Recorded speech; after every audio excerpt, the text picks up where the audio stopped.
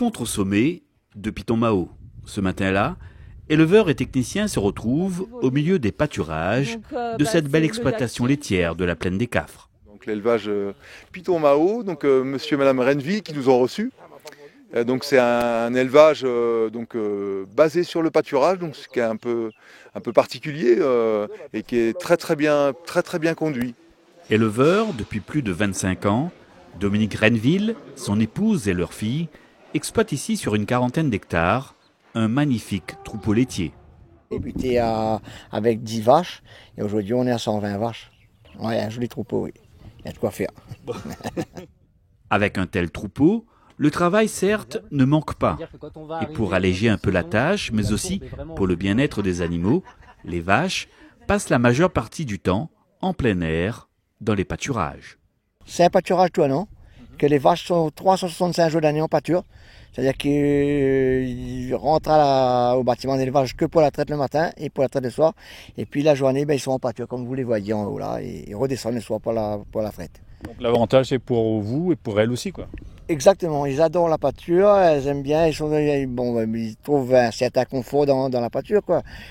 Et pareil, ils sont pas sur du béton, on va dire. Voilà, on a toujours tourné comme ça, de père en fils, et puis voilà, je pense qu'on va continuer comme ça dans ce système-là, ça coûte moins cher aussi. Un système d'alimentation du troupeau plus économique, c'est vrai, qui a nécessité cependant la mise en place de prairies multi-espèces, plus diversifiées et plus riches. Il fallait diversifier les espèces dans les prairies parce que le kikuyu a une période, c'est bon, mais une période qu'en hiver, il n'y a pas du tout. Donc on a fait le choix de mettre des prairies tempérées, comme ça il y a les nouvelles variétés qui prennent le dessus en hiver quand il n'y a pas de gazon, comme le régras, le dactyle et puis le trèfle blanc, qui arrive quand même à sortir quand même en hiver, même s'il fait froid. En fait, il faut tendre vers des prairies avec plus de trèfle, plus de luzerne. Donc ça veut dire que c'est des herbes qui sont plus riches, donc plus riches en protéines. Et derrière, c'est des animaux qui sont en meilleure santé, qui produisent du lait ou qui grandissent à partir de l'herbe. Donc ça veut dire aussi moins d'aliments achetés et un éleveur aussi qui dépense moins. Le pâturage, c'est le système le plus économique. Donc c'est la vache qui va elle-même aller chercher son herbe dans la parcelle et qui va aussi faire l'épandage derrière. Donc c'est vraiment le plus économique et c'est le système où on va pouvoir, les animaux vont avoir le meilleur fourrage possible parce qu'on va pouvoir justement aller mettre offrir aux animaux une herbe jeune sans se soucier du volume, donc comme on pourrait le faire quand on veut faire de l'ensilage. L'éleveur est gagnant puisque vous dépensez moins, les vaches sont en meilleure santé, elles sont bien. Voilà, voilà, on va dire ça, c'est une parité gagnant-gagnant. Moi, ça nous permet de pas avoir trop de dépenses au niveau de leur rubanage et les vaches sont dans un certain confort aussi en pâture.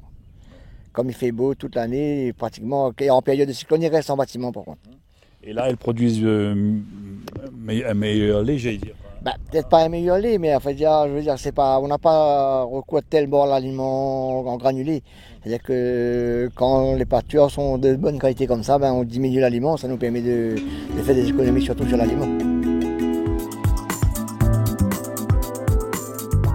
Développer l'autonomie fourragère à La Réunion, c'est l'un des objectifs du projet Cap Protéines, un projet d'envergure qui vise à accompagner les éleveurs bovins vers une meilleure gestion de leur pâturage.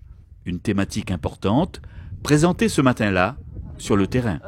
Pour sensibiliser un peu les éleveurs, les techniciens sur les pratiques, la gestion des parcelles, l'intérêt de faire des sursemis, de bien choisir ses espèces pour améliorer la qualité de son fourrage et donc la qualité de la ration pour les vaches. L'une des finalités, c'est permettre au troupeau d'avoir une meilleure alimentation, d'économiser sur les intrants, etc. C'est ça, avoir une meilleure ration, une ration plus équilibrée, donc de pouvoir réduire les concentrés et l'utilisation de correcteurs alimentaires. Oui. Tout nouveau dans le métier, Nadine et Daniel Biget ont repris depuis l'année dernière un élevage laitier. Cette matinée d'information est pour eux très enrichissante. C'est important de maîtriser cette partie pâturage. Le pâturage est très important pour les vaches, surtout nous, nos vaches restent à l'étable. Et alors c'est que de la fauche. Et d'avoir les semis, apprendre ça aujourd'hui, des bonnes qualités de l'herbe et tout, c'est très important. Oui, très intéressant, vu que nous avons une prairie déjà en place et nous voudrions refaire du sursemis pour optimiser, pour avoir de la qualité. Donc oui, nous avons bien appris aujourd'hui. Le sursemis des prairies est en effet l'une des solutions préconisées par l'ARP, l'Association réunionnaise de pastoralisme, pour valoriser davantage les pâturages. Donc le sursemis, il s'agit d'intervenir, d'implanter ou conforter une prairie existante sans être obligé de faire un travail du sol. Donc pour cela, les points principaux, c'est de bien préparer la prairie. C'est-à-dire qu'il faut que l'espèce qui est en place, que ce soit du tempéré ou du kikuyu, ne soit pas trop agressif afin de permettre l'implantation, donc la mise en culture des petites pousses. Pour un éleveur, quel est pour lui l'intérêt de faire du sursemis alors qu'il a déjà de l'herbe?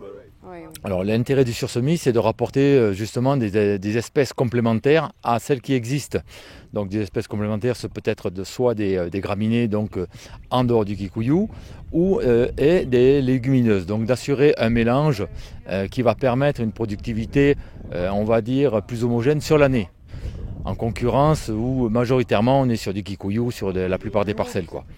Le semis direct aujourd'hui, on n'a pas besoin de chavirer le terrain, donc ça veut dire l'érosion, on n'a pas d'érosion.